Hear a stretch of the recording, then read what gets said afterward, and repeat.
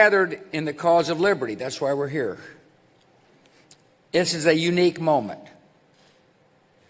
The great democracies face new and serious threats, yet seem to be losing confidence in their own calling and competence.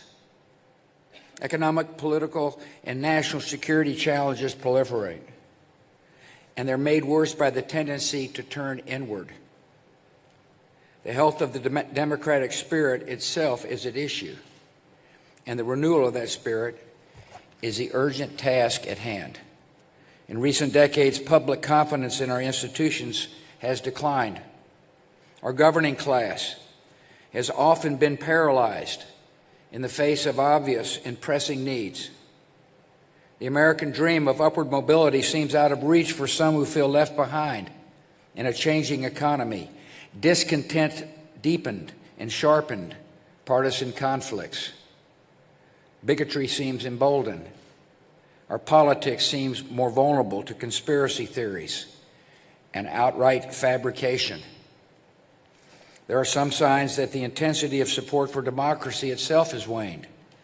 We've seen nationalism distorted into nativism. We've forgotten the dynamism that immigration has always brought to America. We see a fading confidence in the value of free markets and international trade, forgetting that conflict, instability, and poverty follow in the wake of protectionism.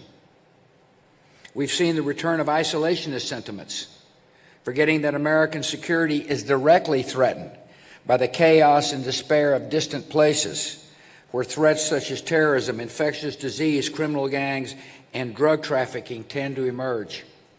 Bigotry or white supremacy in any form is blasphemy against the American creed.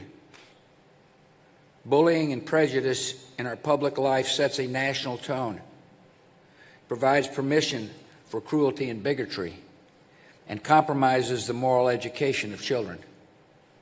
The only way to pass along civic values is to first live up to them. Right now, one of our worst national problems is a deficit of confidence.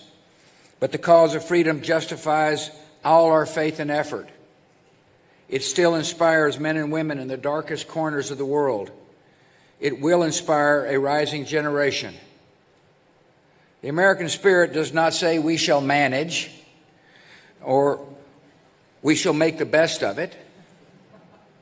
It says we shall overcome. And that is exactly what we're going to do with God's help. Thank you.